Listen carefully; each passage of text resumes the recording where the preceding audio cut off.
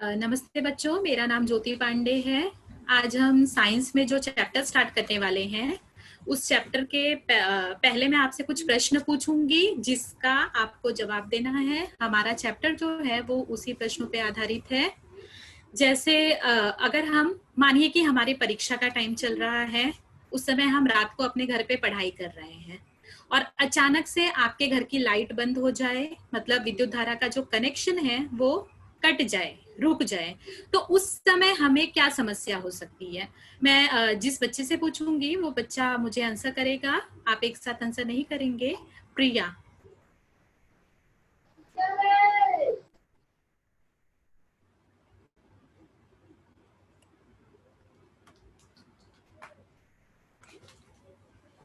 उस समय टीचर बहुत प्रॉब्लम होगी, पढ़ नहीं पाएंगे, कुछ दिखेगा नहीं तो अंधेरा रहेगा तो हम पढ़ नहीं पाएंगे। हाँ, उससे हम उस समय हमें क्या दिक्कत होगी कि हमारे घर पे अंधेरा हो जाएगा, जिससे हम अपनी जो पढ़ाई है वो नहीं कर पाएंगे, अगले दिन परीक्षा की हम तैयारी नहीं कर पाएंगे।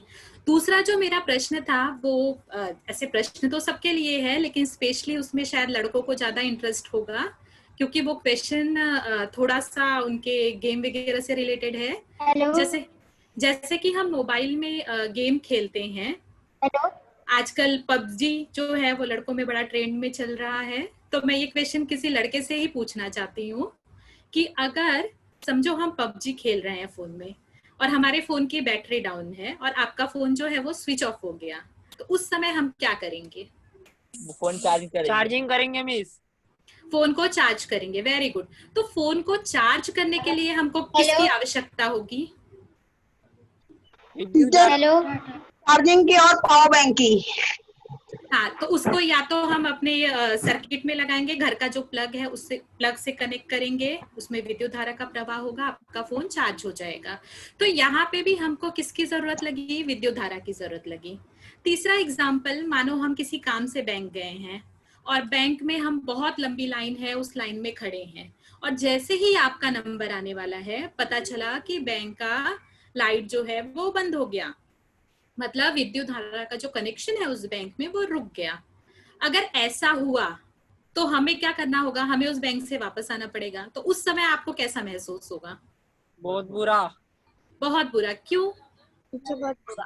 हमें लाइन हम लोग इतने देर तक लाइन में खड़े थे और फिर हमारा नंबर आते लाइन कट गया तो कैसा अच्छा दिल थोड़ी ना लगेगा, खराब लगेगा।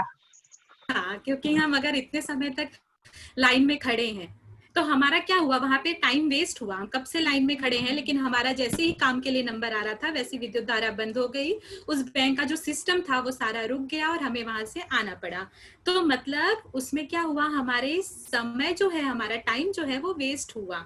तो हमें बहुत बुरा लगेगा। इससे हमें क्या मालूम पड़ता है कि हमारे जीवन में विद्युत धारा जो है, इलेक्ट्रिसिटी जो है, उसका एक बहुत अहम भूमिका है। आज का जो हमारा युग चल रहा है, आधुनिक युग, हमारे घर के मोस्टली सारे उपकरण जो हैं वो विद्युत धारा से चलते हैं। जैसे आपका टीवी हो गया, फ्रिज हो गया, कंप्यूटर से आजकल बहुत बड़े बड़े काम किए जाते हैं। कंप्यूटर हो गया, आपके घर का मिक्सर हो गया, गीजर हो गया, ये सारे उपकरण विद्युत धारा से चलते हैं। और बहुत ही मोस्ट इम्पॉर्टेंट, जिसके बिना हम शायद एक घंटा भी रहना हमारे लिए मुश्किल होता है, आपका मोबाइल फोन। वो मोबाइल फोन को चार्ज करने के लिए भी हमको विद्युत धारा की आवश्यकता होती है। तो जो हमारा आज का चैप्टर है वो हम साइंस 1 का तीसरा चैप्टर पढ़ने वाले हैं। उस चैप्टर का नाम है धारा विद्युत। मैं आपको स्टार्टिंग में एक छोटा सा इंट्रोडक्शन देना चाहती हूँ उस चैप्टर के बारे में कि उसके अंतर्गत हमको क्या क्या पढ़ना है। उसके अंतर हम पहले पढ़ेंगे विभव के बारे में, हेलो। फिर विभवांतर के बारे हेलो। में, उसके बाद हम पढ़ेंगे विद्युत धारा, फिर उसके बाद ओम का नियम, श्रेणी क्रम संयोजन, समांतर क्रम संयोजन, ये सारे टॉपिक उस चैप्टर में है। टीचर आपकी आवाज स्लो आ रही है। हेलो, हाँ टीचर, आ रही है मेरी आवाज? आपकी आवाज बहुत स्लो आ रही है। हाँ बोलो मिस आ रही है यहाँ पर अच्छे से। बेटा आपके यहाँ पे शायद इंटरनेट का इशू होगा कुछ, इसलिए आपको मेरी आवाज। तो इस चैप्टर में, इस पाठ में हम जो मुख्य मुद्दों को पढ़ने वाले हैं वो है विभव, दो विभवों के बीच का जो अंतर होता है विभवांतर, धारा विद्युत, उसके बाद उसमें हम पढ़ेंगे ओम का नियम। ओम के नियम के अंतर्गत आपको दो टॉपिक रहेगा, श्रेणी क्रम संयोजन और समांतर क्रम संयोजन। तो स्टार्टिंग में जैसे मैंने आपको बहुत सारे एग्जांपल्स दिए, उस एग्जांपल से हमको लगा कि अगर विद्युत धारा नहीं है, इलेक्ट्रिसिटी नहीं है, तो एक तरह से अगर देखा जाए एक तरह से तो हमारे जीवन पे उसका बहुत ही परिणाम पड़ता है, क्योंकि हम क्या है, हम उस पर निर्भर हो गए हैं। अगर हम प्राचीन समय की बात करें तो उस समय ये सारी चीजें नहीं थी, तो उस समय के लोग इसके हिसाब से अपना जीवन यापन करते थे। लेकिन अब हमारा जीवन पूरी तरह से माना जाए तो पूरी तरह से इन चीजों पे निर्भर हो गया है, जिसके लिए हमें विद्युत धारा बहुत ही महत्वपूर्ण हमारे लिए है। अब जैसे मैंने आपको जब तीसरा एग्जाम्पल दिया तो उसमें मैंने बात किया था कि हम बैंक गए हैं, वहां का कनेक्शन बंद हो गया है, तो हमें वहां से वापस लौटना पड़ा, क्योंकि विद्युत धारा नहीं था तो हमारा काम नहीं हो पाया। तो उसके समय अब क्या होता है, अब उसके लिए बहुत सारे विकल्प का उपयोग किया जाता है। जैसे इन सभी जगहों पे जनित्र होता है, जनरेटर जिसे हम कहते हैं। तो जैसे ही आपका विद्युत धारा का कनेक्शन रुकता है तो उसकी जगह पे हम जनित्र या जनरेटर का उपयोग करते हैं एक विकल्प के रूप में। तो आपको वो विद्युत धारा का जो सप्लाई है वो चालू हो जाता है और विद्युत पे आधारित आप उपकरण अपने चला सकते हैं। अब हम ये चैप्टर स्टार्ट करते हैं। इस चैप्टर में पहला हमारा जो पॉइंट है, पहला जो मुद्दा है जिसे हमें देखना है, वो मुद्दा है हमारा विभव, विद्युत विभव।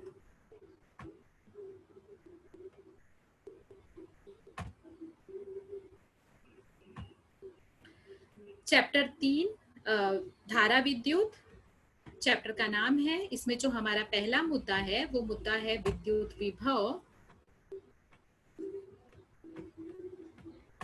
मैं अपनी स्क्रीन शेयर करती हूँ आपके साथ में, इसमें आपको मेरी स्क्रीन दिखाई देगी।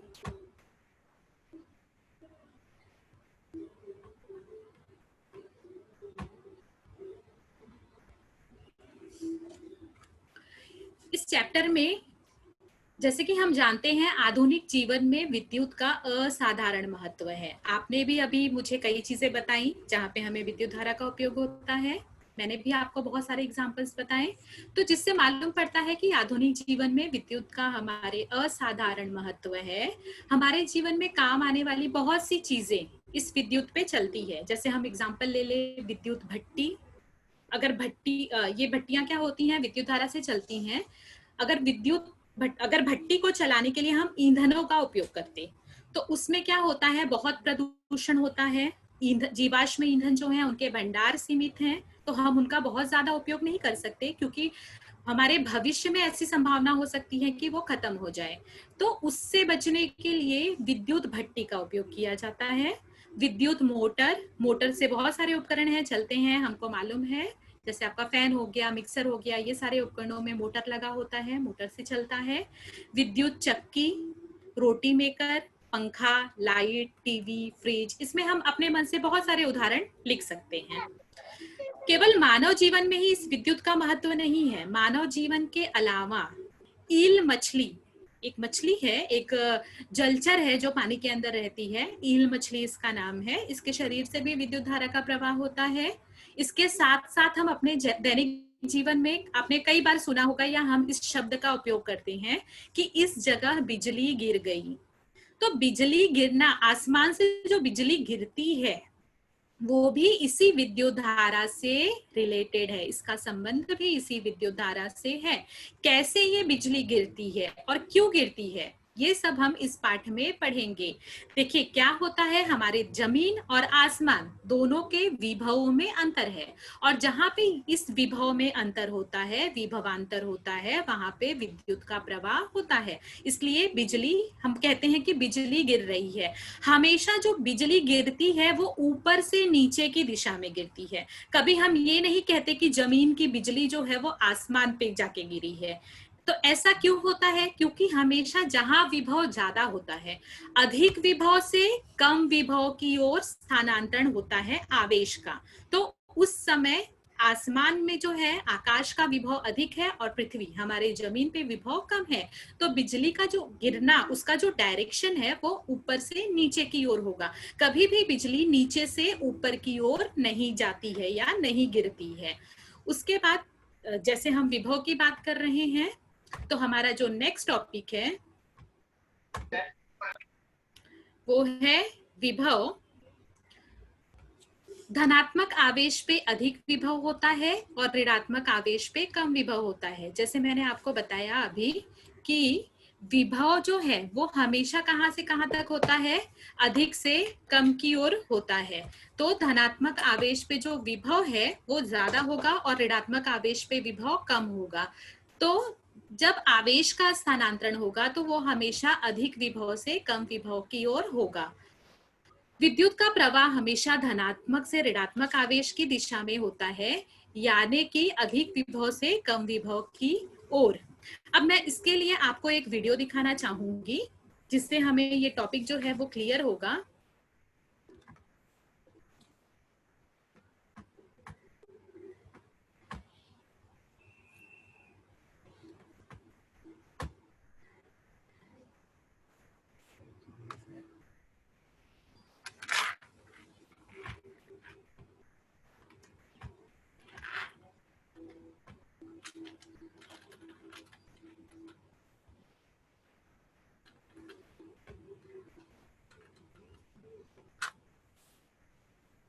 मेरी स्क्रीन सबको दिख रही है, पूछ लो। मेरी स्क्रीन दिख रही है आप लोगों को? Yes teacher. Yes teacher. दिख रही है। Yes teacher. Yes audio mute करो अपना। टीचर। यस सब बच्चों को यस ऑडियो म्यूट करो। मेरा मुंह कैसा आता है? इसमें आप देख टीचर सकते हो। आवाज नहीं आ रहा है, आवाज नहीं आ रहा है टीचर।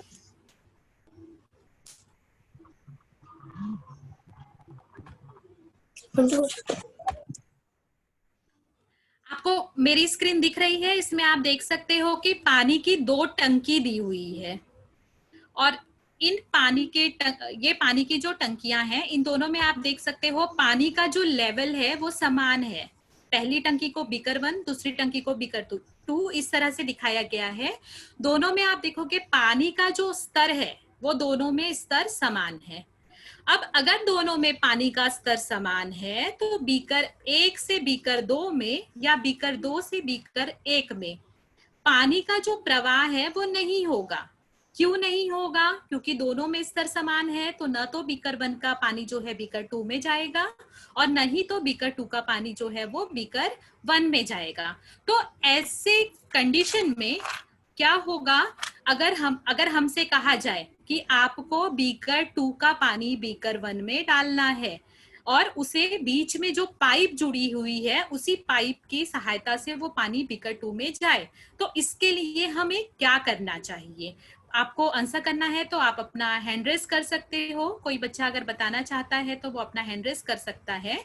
मेरा प्रश्न आपसे है कि हमारे पास 2 बीकर है, दोनों बीकरों में पानी का स्तर जो है वो समान है और मुझे बीकर 1 का पानी बीकर 2 में उसी पाइप की सहायता से, बीकर 2 का पानी बीकर 1 में उसी पाइप की सहायता से भेजना है, तो उसके लिए हमें क्या करना होगा?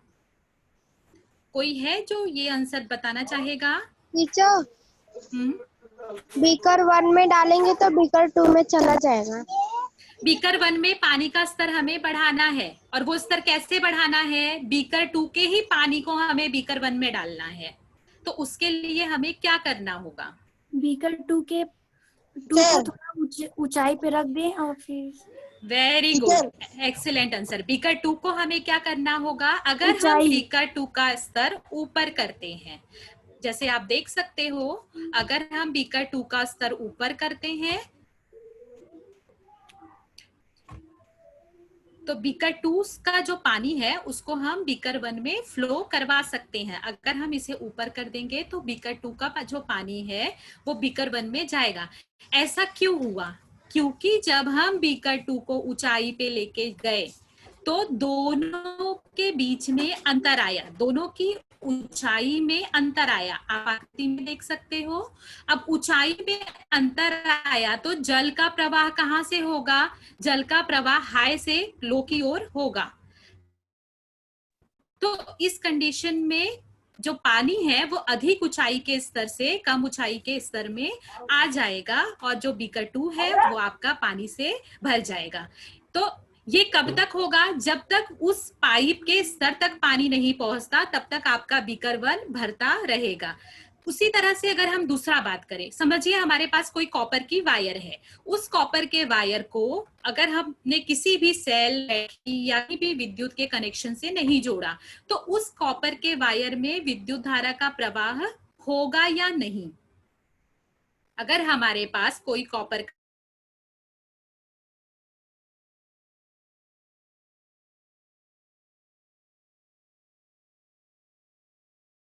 टीचर आपकी आवाज नहीं आ रही है। टीचर आपकी आवाज क्यों? तो बच्चों जैसा अभी हमने एक वीडियो देखा था, उस वीडियो में हमने देखा कि हमारे पास 2 बीकर है, दोनों बीकर में पानी भरा हुआ था, दोनों बीकर में पानी का स्तर समान था, तो पानी का प्रवाह एक बीकर से दूसरे बीकर में नहीं हो रहा था। लेकिन जैसे ही हमने एक बीकर को ऊंचाई पे रखा तो एक बीकर जो हमारा दूसरा बीकर था, बीकर नंबर 2, उसका पानी पहले बीकर में आसानी से जा रहा था। ऐसा क्यों हुआ? क्योंकि इसमें ऊंचाई फैक्टर जो है वो आ गई, एक की ऊंचाई ज्यादा थी और एक की ऊंचाई कम, तो ज्यादा ऊंचाई वाले स्तर से कम ऊंचाई वाले स्तर पे पानी का प्रवाह हो रहा था। सेम यही कॉन्सेप्ट जो है ये विद्युत धारा के अंदर भी लागू होता है कि जब 2 विभवों के बीच में अंतर होता है, आवेश का अंतर होता है, तो इसकी वजह से विभवांतर का निर्माण होगा और विद्युत धारा का प्रवाह होगा। जैसा कि आप देख सकते हैं कि धनात्मक आवेश में अधिक विभव होता है और ऋणात्मक आवेश में कम विभव होता है। तो जहां अधिक विभव होता है वहां से प्रवाह कम विभव की ओर होगा, मतलब धनात्मक से ऋणात्मक की ओर प्रवाह होता है। विद्युत का प्रवाह हमेशा धनात्मक से ऋणात्मक आवेश की दिशा में होता है, यानी कि अधिक विभव से कम विभव की ओर। अब यहाँ पे एक आकृति मैं आपको दिखाऊंगी, उस आकृति में आप देखोगे यहाँ पे 2, एक उच्च विभव एक निम्न विभव, 2 विभव का आपको आकृति दिख रहा है जिसमें एक स्टैंड है, उस स्टैंड पे एक ए और एक बी, इस तरह से आपको 2 चिन्ह दिख रहा है। ए जो है वो धनात्मक दिख रहा है और बी जो है वो ऋणात्मक दिख रहा है। तो एक ओर आवेश अधिक है और दूसरी ओर आवेश जो है वो कम है। अब इस दशा में जैसा कि हमने अभी देखा, अधिक आवेश से कम आवेश की ओर विद्युत का प्रवाह होगा। तो ए जो धनात्मक है, धनात्मक आवेश से ऋणात्मक आवेश की ओर अर्थात बी की ओर विद्युत धारा का प्रवाह होगा। अब अगर प्रवाह धनात्मक से ऋणात्मक की ओर विद्युत धारा का होता है, हमें मालूम है कि किसी भी विद्युत चालक जो तार है उसके अंदर परमाणु होते हैं, छोटे छोटे परमाणु होते हैं, परमाणुओं से बना होता है। अब इन परमाणुओं में 3 तरह के भाग होते हैं, जैसे कि इलेक्ट्रॉन हो गया, प्रोटॉन हो गया और न्यूट्रॉन हो गया। तो आवेश को स्थानांतरित करने का काम किसका होता है? इलेक्ट्रॉन का होता है। इलेक्ट्रॉन जो है वो ऋण आवेश को एक स्थान से दूसरे स्थान पे लेके जाता है। अब जैसा कि हमें मालूम है इलेक्ट्रॉन्स ऋण आवेशित होते हैं, ऋण आवेशित होने की वजह से वो धन आवेश की ओर आकर्षित होते हैं। जो विपरीत आवेश होता है उसमें आकर्षण होता है। तो इलेक्ट्रॉन आपका ऋणावेशित है, ये आकर्षित होगा धन आवेश की ओर। तो इलेक्ट्रॉन का प्रवाह जो है वो माइनस से प्लस की ओर होगा, लेकिन विद्युत धारा का प्रवाह इसका उल्टा होता है। विद्युत धारा का प्रवाह आपका प्लस से माइनस की ओर होगा। इसलिए यहाँ पे आकृति में आप देखोगे उच्च विभव वाला तत्व ए है और निम्न विभव वाला तत्व जो है वो बी है। तो धनात्मक आवेश का प्रवाह ए प्लस से बी की ओर होता है। उसके बाद हम इसमें नेक्स्ट देखेंगे चालक ए और बी इन दोनों के विद्युत विभवों के अंतर को उस चालक के दरमियान का विभवांतर कहते हैं। मतलब ए और बी, एक हमने धनात्मक लिया, एक हमने ऋणात्मक लिया, इन दोनों के बीच का जो अंतर था, इन दोनों चालकों के बीच का जो अंतर था, उस अंतर को विभवांतर कहा जाता है। दोनों चालकों के बीच का विभवांतर जब शून्य होगा तभी इलेक्ट्रॉनों का प्रवाह बंद होगा। सेम हम वो जो पानी वाला एग्जांपल लिए थे वो भी ले सकते हैं। जैसा शुरू में हमने देखा, दोनों बीकरों में पानी का स्तर समान था। जब दोनों बीकरों में पानी का स्तर समान था तो न तो ए का पानी बी में जा रहा था, न तो बी का पानी ए में जा रहा था।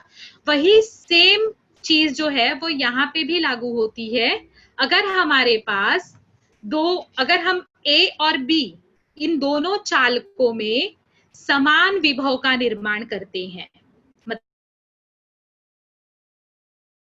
दोनों चालकों का जो विभव है वो समान है, तो उस दशा में न तो ए से इलेक्ट्रॉन बी की ओर जाएगा और न तो बी से इलेक्ट्रॉन ए का आवेश सेम होता है। तो इस कंडीशन में जब दोनों का आवेश समान है, इलेक्ट्रॉनों का प्रवाह नहीं हो रहा है, इलेक्ट्रॉनों का प्रवाह शून्य है, तो उस दिशा में विद्युत धारा का प्रवाह नहीं होगा, विद्युत धारा का प्रवाह वहीं पे बंद हो जाएगा। धनात्मक विद्युत आवेश को निम्न विभव से उच्च विभव पे स्थानांतरण करने के लिए विद्युत क्षेत्र की विपरीत कार्य करना पड़ता है। जैसे मैंने अभी आपको बताया, ए का विभव ज्यादा और बी का विभव कम था, तो ए से बी की ओर स्थानांतरित होता है, लेकिन विद्युत धारा का जो प्रवाह है वो इसके विपरीत दिशा में होता है।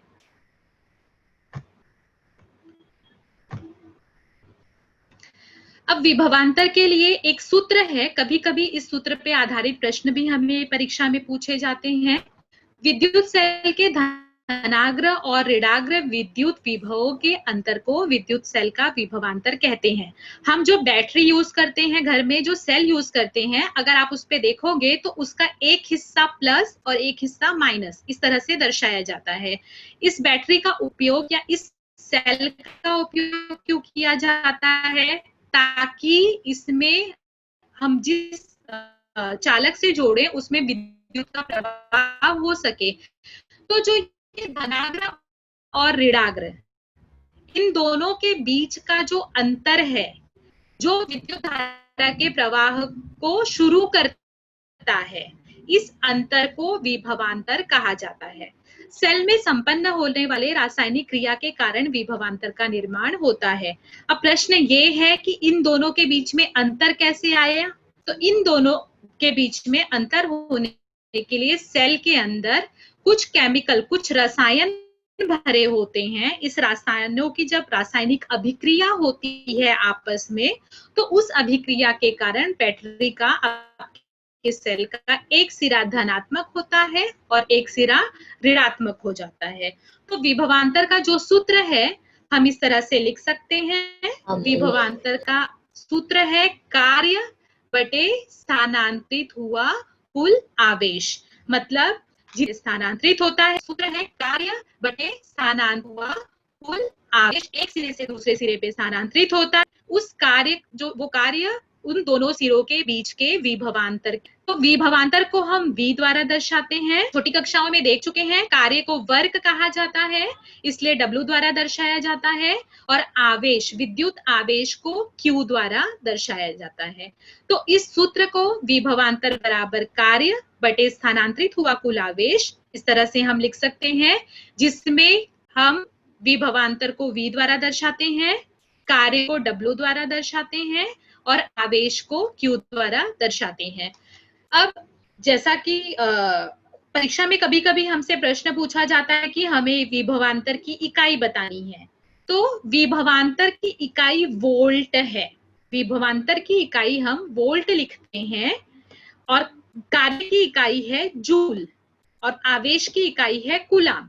तो अगर 1 वोल्ट हमें बताना है तो 1 वोल्ट बराबर होता है 1 जूल बटे 1 कूलाम। 1 वोल्ट बराबर 1 जूल बटे 1 कूलाम।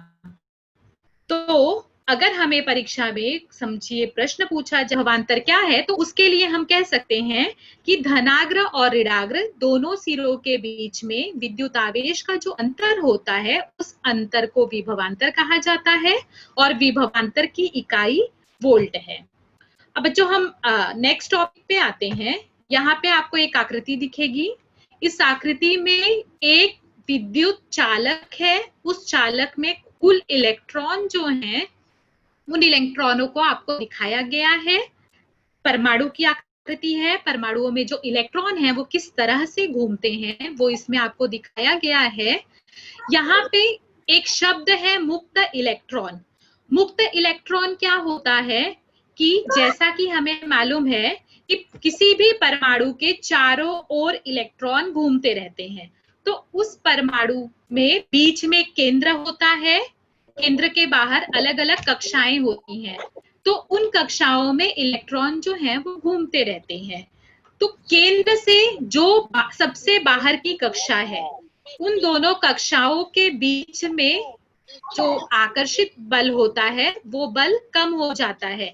केंद्र के पास की जो कक्षा है उस कक्षा में ज्यादा आकर्षण होगा, लेकिन जैसे जैसे हम केंद्र से कक्षा बढ़ती जाती है, दूर होते जाते हैं, वैसे वैसे एकदम बाहर की कक्षा में केंद्र के साथ आकर्षण बल क्षीण हो जाता है, कम हो जाता है। तो सबसे बाहर की कक्षा का इलेक्ट्रॉन है, वो इलेक्ट्रॉन केंद्र से क्षीण आकर्षण बल द्वारा बंधा होता है, तो उस इलेक्ट्रॉन को उस कक्षा से निकलना ज्यादा आसान होता है। तो वही इलेक्ट्रॉन जो है वो विद्युत आवेश का स्थानांतरण करता है। जैसे कि यहाँ पे आप देखोगे बीच में न्यूक्लियॉन लिखा है, वहां पे वो आपका केंद्रक है। हमें मालूम है केंद्रक बीच धनावेश होता है और इलेक्ट्रॉन जो है वो ऋणावेश होते हैं। अब केंद्रक से अगर हम सबसे बाहर की कक्षा, जो सबसे दूर आपको कक्षा दिख रही है, उस कक्षा और केंद्रक के बीच दूरी अधिक होने के कारण वो जो इलेक्ट्रॉन है वो क्षीण बल से बंधे होते हैं, तो ये इलेक्ट्रॉन आसानी से आवेशों का वहन कर सकते हैं। इन्हीं इलेक्ट्रॉन को मुक्त इलेक्ट्रॉन कहा जाता है। किसी भी धात्विक विद्युत चालक के प्रत्येक परमाणु के पास एक या एक से अधिक ऐसे मुक्त इलेक्ट्रॉन होते हैं जो परमाणु के साथ, जो उसके केंद्रक के साथ क्षीण बल से आबद्ध होते हैं, मतलब कमजोर बल से जुड़े होते हैं, तो उन्हें मुक्त इलेक्ट्रॉन कहते हैं। ये मुक्त इलेक्ट्रॉन ही विद्युत का आवेश स्थानांतरित करने के लिए जिम्मेदार होते हैं। यही इलेक्ट्रॉन विद्युत आवेशों का स्थानांतरण करते हैं। अब जैसे हमें मालूम है कि तांबे का जो तार है या लोहे का जो तार है, ये विद्युत का सुचालक है। सुचालक मतलब इसमें से विद्युत धारा का वहन होता है, लेकिन इसमें से विद्युत धारा का वहन कब होगा? जब हम इसे किसी बैटरी से, सेल से जोड़ते हैं। अगर नॉर्मल कंडीशन में हम किसी तांबे का तार या लोहे का तार लेते हैं तो उससे हमें विद्युत का धक्का नहीं लगता, उससे कोई भी एक्सीडेंट होने की, कोई भी दुर्घटना होने की संभावना नहीं होती। ऐसा क्यों है? क्योंकि अगर आपका तार, उसमें तो इलेक्ट्रॉन मौजूद है, उसमें आपका मुक्त इलेक्ट्रॉन भी मौजूद है, लेकिन अगर उसमें हमने सेल या बैटरी से नहीं जोड़ा तो उसमें विद्युत का प्रवाह नहीं होता। तो बच्चों इसका कारण ये है कि आप यहाँ पे पहली आकृति देख सकते हैं। आपके स्लाइड पे आपको दो आकृति, ऊपर वाली आकृति की, ऊपर वाली आकृति में हमने धातु का तार लिया है। उस धातु के तार में इलेक्ट्रॉन जो है वो घूम रहे हैं, लेकिन ये इलेक्ट्रॉन किसी भी दिशा में, तो इलेक्ट्रॉन है, इनका दिशा फिक्स नहीं है, निर्धारित नहीं है। ये सारे इलेक्ट्रॉन यादृच्छिक गति से किसी भी दिशा में घूम रहे हैं। तो ये आवेश का वहन तो कर रहे हैं, लेकिन ये किसी भी दिशा में आवेश का वहन कर रहे हैं। अलग अलग दिशाओं में आवेश का वहन हो रहा है, जिससे जो विद्युत धारा का, कुल विद्युत धारा का परिणाम जो है वो हमें दिखाई नहीं देता। अब दूसरी आकृति में क्या किया, हमने उसी तांबे के तार को, उसी धातु का जो तार था, उसे हमने एक बैटरी या सेल से जोड़ दिया है। तो जब हम उसे बैटरी से जोड़ते हैं, दूसरी आकृति में आप देखोगे सभी का प्रवाह एक ही दिशा में हो रहा है। सभी इलेक्ट्रॉन जो हैं उनके प्रवाह की दिशा समान हो गई है, सेम हो गई है। तो जब सेम हो जाती है, सभी इलेक्ट्रॉन आवेश का प्रवाह एक ही दिशा में करते हैं, तो उस समय विद्युत धारा का प्रवाह शुरू हो जाता है और उस जो आपका तार है वो आवेशित हो जाता है।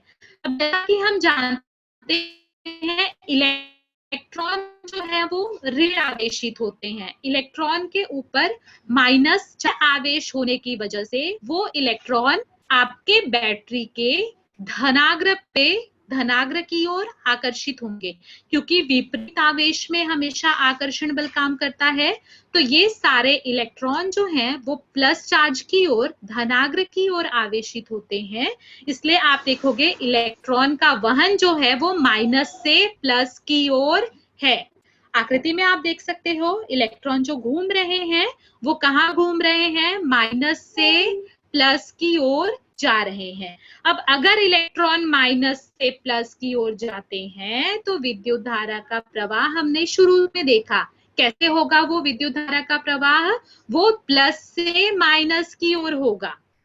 विद्युत धारा जो आवेश का स्थानांतरण है वो प्लस से माइनस की ओर होगा। इलेक्ट्रॉनों के प्रवाह की दिशा ऋण सिरे से धन सिरे की ओर होती है, तो भी विद्युत धारा दर्शाने की संकेतमान्य दिशा इलेक्ट्रॉन के प्रवाह के विपरीत दिशा में होगी, मतलब धन से ऋण की ओर होगी।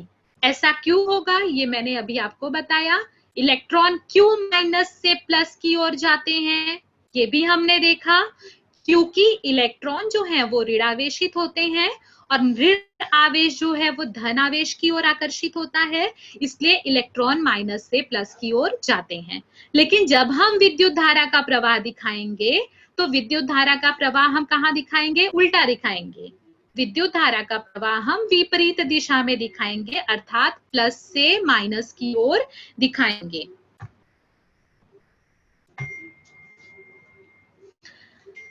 विद्युत धारा क्या है? चालक में इलेक्ट्रॉनों के प्रवाह को विद्युत धारा कहते हैं। विद्युत धारा को I द्वारा दर्शाते हैं। विद्युत धारा को हम I द्वारा दर्शाते हैं। जैसा कि अभी इसके पहले हमने क्या पढ़ा था, विभवांतर। विभवांतर को हमने किससे दिखाया था, V से। उसी तरह से विद्युत धारा को I द्वारा दर्शाया जाता है। यदि चालक के अनुप्रस्थ काट से t समय में प्रवाहित होने वाली विद्युत धारा, उस समय का जो आवेश है वो Q है, तो विद्युत धारा को हम कैसे लिख सकते हैं, I बराबर Q बटे T। अगर किसी चालक के किसी अनुप्रस्थ काट से t समय में विद्युत आवेश Q है, तो उस समय उस चालक से प्रवाहित होने वाली विद्युत धारा I, हमें मालूम है आवेश की इकाई है T को हम सेकंड में दर्शाते हैं।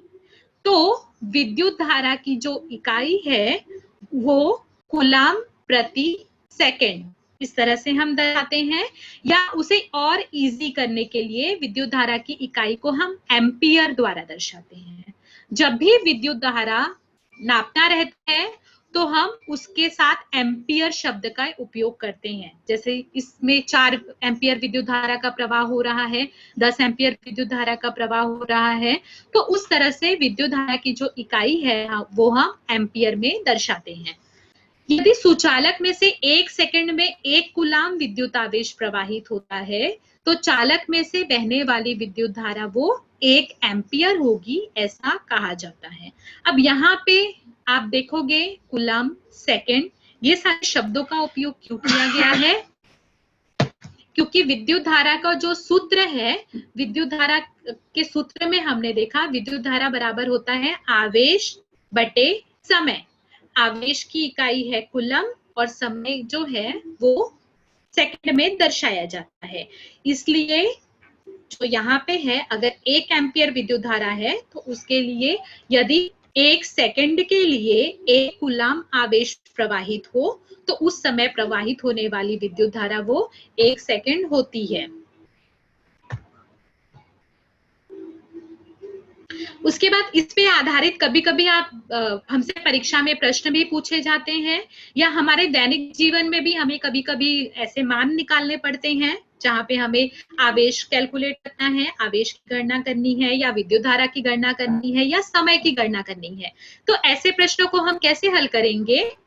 आप देखोगे हमारे स्क्रीन पे एक प्रश्न दिख रहा है कि एक विद्युत चालक तार से 0.4 एम्पियर विद्युत धारा सतत 5 मिनट तक प्रवाहित होती है। तो उस तार में प्रवाहित होने वाला आवेश हमें ज्ञात करना है, उसका आवेश कितना होगा ये हमें निकालना है। तो ऐसे प्रश्न में हम क्या करेंगे, पहले आप उस प्रश्न को अच्छे से पढ़ोगे और देखोगे कि उसमें किसका किसका मान दिया हुआ है। अब इस प्रश्न में हम देखेंगे कि हमें कहा है 0.4 एम्पियर विद्युत धारा। हमने अभी अभी पढ़ा विद्युत धारा की इकाई एम्पियर है। 0.4 एम्पियर हमें कहा गया है, मतलब हमें विद्युत धारा का मान दिया है। विद्युत धारा को हम कैसे दर्शाते हैं? विद्युत धारा को हम I द्वारा दर्शाते हैं। तो आपको I का मान दिया है, I का मान हो जाएगा 0.4 एम्पियर। दूसरा हमें प्रश्न में कहा गया है कि यह विद्युत धारा 5 मिनट तक प्रवाहित हो रही है। अब जब हम समय को दर्शाते हैं तो समय की इकाई हमने देखा सेकंड है, समय की इकाई सेकंड है, लेकिन यहाँ पे आपको समय मिनट में दिया हुआ है। तो हमें क्या करना होगा, उस मिनट को सेकंड में बदलना होगा। जैसे कि हमें मालूम है 1 मिनट में 60 सेकंड होता है, तो 5 मिनट में 5 गुणे 60 अर्थात 300 सेकंड होगा। तो प्रश्न लिखते समय दत्त में जो दिया हुआ है उसमें हम क्या क्या लिख सकते हैं? I का मान, विद्युत धारा का मान दिया है, I बराबर 0.4 एम्पियर। T का मान दिया है, T बराबर 5 मिनट अर्थात 5 गुणे 60 मतलब 300 सेकंड।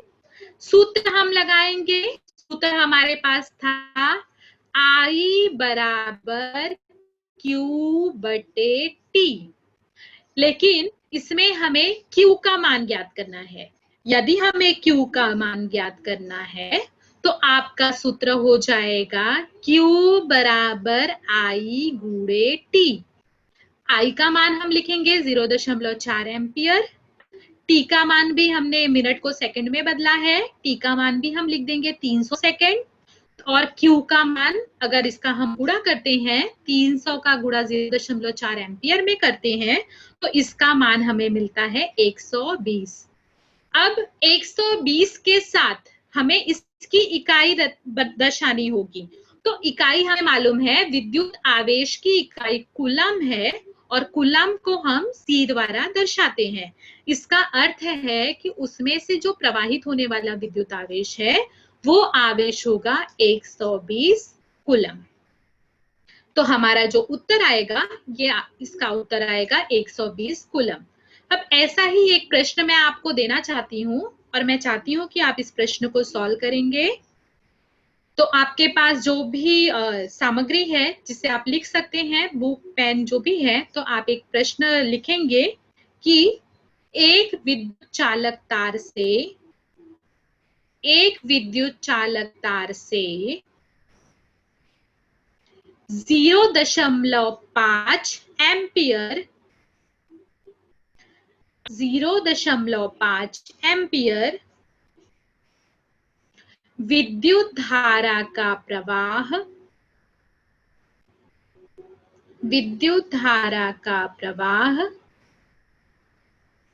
4 मिनट तक होता है, तो प्रवाहित होने वाली आवेश की गणना कीजिए। तो उससे प्रवाहित होने वाले आवेश की गणना कीजिए। आप सभी ने प्रश्न लिख लिया है।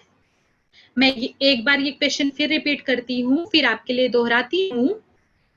यदि किसी तार से 0.5 एम्पियर विद्युत धारा 4 मिनट तक प्रवाहित होती है, तो प्रवाहित होने वाले विद्युत आवेश की गणना कीजिए। यह आपका प्रश्न है। इस प्रश्न को आप हल करके रखेंगे और जो हमारा अगला लेक्चर होगा मैम इसका भी 120 कूलम आएगा। इसका आपने सॉल्व कर लिया इसको, वेरी गुड वेरी गुड। इसका आंसर कितना कहा आपने? 120 कूलम। 120 coulomb, very good. अब बाकी बच्चे जो ये हल कर चुके हैं तो अच्छी बात है, आपका आंसर जो है वो 120 कूलम आएगा। और जिसने नहीं हल किया है आप इस क्वेश्चन को बाद में हल कर सकते हैं, और जो हमारा अगला लेक्चर रहेगा उसमें हम इसका आंसर देखेंगे। अब एक बार हमने आज क्या क्या पढ़ा है उसको हम रिवाइज कर लेते हैं, पुनरावर्तन कर लेते हैं, ताकि वो सारे कॉन्सेप्ट जो हैं हमारे दिमाग में बैठ जाएं। सबसे पहले हमने शुरुआत की थी विद्युत धारा का महत्व हमारे जीवन में जो है, उससे हमने शुरुआत की थी। उसके अंतर्गत हमने बहुत सारे उपकरण देखे थे जो विद्युत धारा से चलते हैं। उसके बाद हम विभव देखे थे, विभव का क्या रोल है, क्या भूमिका होती है वो हमने देखा। क्योंकि अगर विभव है तो विभव के बीच में अंतर है, हमें उसका स्तर निम्न या उच्च रखना है, तभी विभवांतर का निर्माण होता है और तभी विद्युत धारा का प्रवाह होता है। तो विभवांतर हम क्या लिख सकते हैं? दो स्तरों के बीच में, दो धनावेशित या ऋणावेशित स्तरों के बीच का जो अंतर है वो विभवांतर होता है। इसके साथ साथ हमने और क्या देखा? विभवांतर की इकाई, विभवांतर की इकाई वोल्ट होती है। विभवांतर को हम वोल्ट द्वारा दर्शाते हैं। विभवांतर के बाद हमने देखा कि विद्युत धारा क्या होता है कि जब एम्पियर। आवेश का प्रवाह, हाँ एम्पियर उसकी इकाई है, लेकिन विद्युत धारा क्या है कि जब आवेश का प्रवाह होता है, ऋण आवेश का प्रवाह, इलेक्ट्रॉन आवेश का प्रवाह ऋण सिरे से लेके धन सिरे की ओर करते हैं, तो उस प्रवाह में वो आवेश के प्रवाह के कारण विद्युत धारा का निर्माण होता है और विद्युत धारा का प्रवाह होता है।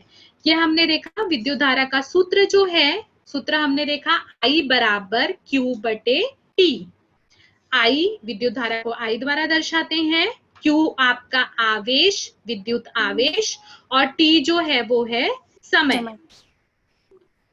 तो सूत्र हो जाएगा विद्युत धारा बराबर विद्युत आवेश बटे समय। हाँ, इसमें हमने देखा विद्युत धारा की जो इकाई है, विद्युत धारा को हम एम्पियर द्वारा दर्शाते हैं। विद्युत धारा की जो इकाई है वो एम्पियर है। तो आज का जो हमारा लेक्चर है वो हम यहीं पे खत्म करते हैं। आपको किसी को अगर प्रश्न पूछना है तो आप प्रश्न पूछ सकते हैं। मैम मैं एक क्वेश्चन पूछना चाहती हूँ। हाँ पूछिए। जो मतलब सबसे सुचालक तार कौन सा होता है? वायर। सुचालक तार जो है इसकी श्रेणी इसमें आपको दी गई है। जैसे सुचालक जो तार होते हैं, विद्युत का आवेश, जितने भी धातुएं होती हैं, सभी धातुएं विद्युत की सुचालक होती हैं। मैम जैसे कि जो मतलब विद्युत के लिए प्रयोग किया जाए सबसे अच्छा सुचालक, मतलब जिसमें जो धारा होती है उसे बहुत आसानी से प्रवेश किया जाता है और बहुत अच्छा होता है, मतलब धारा के लिए, विद्युत के लिए। जैसे सोना, तो बेटा सोने का जो इसके तार लिए उसमें विद्युत, मैम मतलब पढ़े थे कि जो सोने का तार है उसमें जो धारा होता है बहुत अच्छे मतलब सुचालक होता है धारा के लिए, बहुत अच्छा। जी। तो हम देखिए क्या करते हैं अपने दैनिक जीवन में, अपने घर के उपकरणों में सोना धातु जो है विद्युत, उसमें वो राज धातु होती है। तो अपने दैनिक जीवन में हम सोने का तार नहीं लगा सकते घरों में, क्योंकि वो बहुत उससे क्या महंगा होता, हाँ वो बहुत महंगा होता है। उसके साथ साथ ना बच्चों हमें कई चीजें देखनी पड़ती हैं। जैसे अगर हम तार लगाते हैं तो हमें उसका गलनांक क्या है वो भी निर्धारित करना पड़ता है। कई बार ऐसा होता है ना कि कोई कोई धातु जो है वो कम तापमान पे ही पिघल जाती है। तो अगर हम ऐसे चीजों का इस्तेमाल करते हैं, ऐसे धातु का इस्तेमाल करते हैं जो कम तापमान पे ही पिघल जाए, तो क्या होगा, हमारा जो विद्युत परिपथ है वो भंग हो जाएगा, विद्युत धारा का प्रवाह रुक सकता है। तो हमें ऐसी धातु का यूज करना पड़ता है, इस्तेमाल करना पड़ता है जिसका गलनांक ज्यादा हो। मतलब अगर आप उसमें विद्युत धारा का प्रवाह करते हैं, वो तार गर्म भी हो जाती है तो वो तार पिघले नहीं, क्योंकि अगर वो तार पिघल गई, आपने ऐसी धातु का इस्तेमाल किया जिसका गलनांक कम है, जिसकी वजह से तार अगर पिघल गई तो वहीं पे हमारा विद्युत परिपथ भंग हो जाएगा और शॉर्ट सर्किट या आग लगने की कोई भी दुर्घटना हो सकती है। तो ऐसे कंडीशन में हम ऐसी धातु का, जैसे तांबा वगैरह हो गया, ऐसी धातुओं के तार का उपयोग करते हैं जिसका गलनांक ज्यादा हो, और गलनांक ज्यादा होने की वजह से आप उसमें आसानी से विद्युत का प्रवाह कर सकते हो और वो विद्युत परिपथ जो है वो चालू रहेगा। इसके साथ साथ आप देख सकते हो कि घरों में जैसे जो तार रहते हैं उसके ऊपर एक कोटिंग रहती है, एक उसके ऊपर आवरण लगा होता है। हाँ, वो आवरण तो लगा रहता है ताकि कभी कभी ना वो तार से हमारा, हाँ सपोर्ट, और उस तार से कभी कभी ना हमारा डायरेक्ट संपर्क हो जाता है। जैसे हम हाथ लगा दिए तार को, तो अगर वो आवरण नहीं रहेगा तो हमारा डायरेक्ट संपर्क जो है वो किससे हो जाएगा, तांबे के तार से, या वो जो सुचालक तार उसमें है उससे। तो हमें विद्युत का धक्का लगने की संभावना हो सकती है। तो उससे बचाने के लिए विद्युत का प्रतिरोधक है, ऐसे आवरण का उपयोग उसके ऊपर किया जाता है जिससे हमें विद्युत का धक्का न लगे। और कोई क्वेश्चन? Yes teacher. आपने बार बार पूछा। टीचर, विभव और आवेश किसे कहते हैं? विभव, विभव जो है, विभव का अर्थ होता है स्तर। विभव का अर्थ है स्तर, उसके लिए हम साइंस में विभव शब्द का उपयोग करते हैं। विभव क्या होता है, जैसे दो किसी चीज में अगर उनका स्तर अलग अलग हो, स्तर जब अलग अलग होता है तभी विद्युत धारा का प्रवाह या किसी भी चीज का प्रवाह होता है। तो यहाँ पे विद्युत धारा के लिए या आवेश के लिए जो हम शब्द का यूज करते हैं वो शब्द यहाँ पे हम विभव का उपयोग करते हैं। तो एक धनाग्र और ऋणाग्र, ऐसा अगर हमें दर्शाना है तो हम इसके लिए ये दोनों अलग अलग विभव हो गए, एक प्लस हो गया एक माइनस हो गया। तो इस अंतर की वजह से विद्युत धारा का प्रवाह होता है। तो यहाँ पे जो हम शब्द यूज करते हैं वो स्तर के अंतर के लिए, उसके लिए यहाँ पे हम विभव का इस्तेमाल करते हैं। और आवेश, आवेश मतलब होता है चार्ज। अब ये आवेश आपका धन भी हो सकता है, ऋण भी हो सकता है। जैसे हमको मालूम है प्रोटॉन जो है वो धन आवेशित होता है, प्रोटॉन के ऊपर का जो चार्ज होता है वो प्लस का होता है, तो हम कहते हैं प्रोटॉन धन आवेशित है। इलेक्ट्रॉन जो होता है, इलेक्ट्रॉन के ऊपर जो चार्ज होता है वो ऋण का होता है, माइनस का होता है, तो हम कहते हैं इलेक्ट्रॉन ऋण आवेशित है। न्यूट्रॉन जो है, न्यूट्रॉन के ऊपर कुछ नहीं होता, उसके ऊपर न प्लस होता है न माइनस होता है, तो हम कहते हैं न्यूट्रॉन जो है वो उदासीन है या आवेश रहित है। तो आवेश क्या है, उसके ऊपर कौन सा चार्ज है वो आवेश द्वारा हमें मालूम पड़ता है। समझा आपको? Yes teacher. जी, और कोई बच्चा, कोई क्वेश्चन आपको पूछना है? नहीं। हमने आज जो पढ़ा सबको समझ में आया? Yes teacher. ठीक है, तो आगे जो इसका आगे इससे रिलेटेड जो टॉपिक है हम नेक्स्ट लेक्चर में उसको कंटिन्यू करेंगे। और मैंने आपको एक प्रश्न दिया है हल करने के लिए। आप सब अपना माइक बंद करेंगे, आप सब अपना माइक म्यूट करेंगे। तो आज हमने जो पढ़ा इसमें आपको कोई शंका नहीं है, कोई डाउट नहीं है? अगर कोई डाउट है तो आप मुझसे पूछ सकते हैं, और अगर नहीं है तो इसके आगे हम अगले लेक्चर में कंटिन्यू करेंगे। और मैं उम्मीद करती हूँ कि मैंने आपको एक प्रश्न दिया था, और जब हमारा नेक्स्ट लेक्चर होगा तो आप उस प्रश्न को हल करके रखेंगे। तो यहाँ पे हम अपना ये लेक्चर खत्म करते हैं। Thank you teacher.